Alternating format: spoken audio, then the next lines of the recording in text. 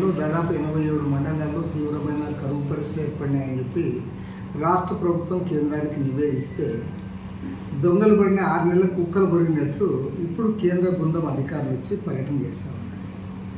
ఇప్పటికే ఇవాళ అనంతపురం జిల్లాలో సాగుకు సిద్ధం చేశారు. కర్నూలు జిల్లాలో ఆల్రెడీ పంట కూడా పెట్టారు. కొత్తగా పంట పెట్టిన తర్వాత ఇప్పుడు వర్షాలు వస్తున్న నేపథ్యంలో ఇవాళ కేంద్ర బృందం వచ్చి నెల్లూరు జిల్లాలో, కర్నూలు జిల్లాలో, అనంతపురం జిల్లాలో వాళ్ళు పర్యటన చేస్తూ ఉన్నారంటే వీళ్ళకైనా వ్యవసాయం అంటే, రైతులంటే ఏమాత్రమన్నా శ్రద్ధ ఉందా, లేకపోతే దాని గురించి కనీస పరిజ్ఞానం ఉందా అని అడుగుతాను. నువ్వు కరువు వచ్చినప్పుడు వస్తే వాళ్ళు కరువు ప్రాంతాల్లో నువ్వు పొలాలకు పోతే ఏమన్నా కనపడుతుంది, కానీ నువ్వు ఆ పంట టైం అయిపోయింది. మళ్ళీ ఇప్పుడు జూన్ జూలై మాసం వచ్చింది కాబట్టి ఆల్రెడీ పంట పెట్టుకునే పరిస్థితి, వర్షాలు వస్తూ ఉన్నాయి. నువ్వు ఇప్పుడు వచ్చి మేము కేంద్ర బృందం పరిశీలన చేస్తాము, నువ్వు పంట నష్టపరిహారం ఎట్లా అంచనా వేస్తావు? ఇప్పుడు అధికారులు చెప్పింది వినాల్సిందే కదా. లేదంటే వాళ్ళు ఫోటో ఎగ్జిబిషన్ ఏర్పాటు చేస్తే ఆ ఫోటోలు తిలకించడం తప్ప మరొకటి ఏమీ ఉండదు.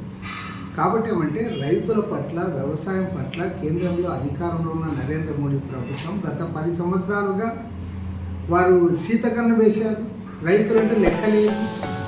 చారిత్రాత్మక పోరాట ప్రయత్నం చేసినప్పుడు వాళ్ళు పట్టించుకోలేదు. నువ్వు ఇంతకంటే మీకు అసలు ఇంగిత జ్ఞానం ఉందా అని నేను అడుగుతాను. అసలు కరువు వచ్చింది ఎప్పుడు, పంట పెట్టింది ఎప్పుడు, వాళ్ళ పంట నష్టపోయింది ఎప్పుడు? మీరు ఇవాళ వచ్చి పొలాల్లో ఏం చూస్తారు? ఇప్పుడు కొత్తగా పంట పెట్టడానికి వాళ్ళు సాగు చేసింటే చూస్తారు, లేదంటే పంట పెట్టింటే ఆ మొలకలు చూసిపోతారు. కాబట్టి ఏమంటే దుర్మార్గంగా ఈ ప్రభుత్వం వ్యవహరిస్తూ ఉంది. ఈరోజు రైతులకు ఏమాత్రం కూడా సక్రమంగా సహాయం అందించడం లేదు. కనీసం కొత్త ప్రభుత్వం రాష్ట్రంలో ఏర్పడిన చంద్రబాబు నాయుడు ప్రభుత్వమైన రైతులు పంటలు పెట్టుకోవడానికి అటు బ్యాంకుల నుంచి సహాయం అందించాలి లోన్ల రూపంలో. అదేవిధంగా ప్రభుత్వం ఏదైతే ప్రకటించిందో ప్రతి రైతును కూడా ఆదుకోవడానికి వారికి నిధులు మంజూరు చేయాలని చెప్పి కూడా కోరుతా ఉన్నాం. ప్రతి రైతు కూడా 20,000 రూపాయలు ఇస్తామన్నారు. కాబట్టి అది దానికి ఇంతవరకు ఎవరికి ఇస్తారో కూడా తెలియదు.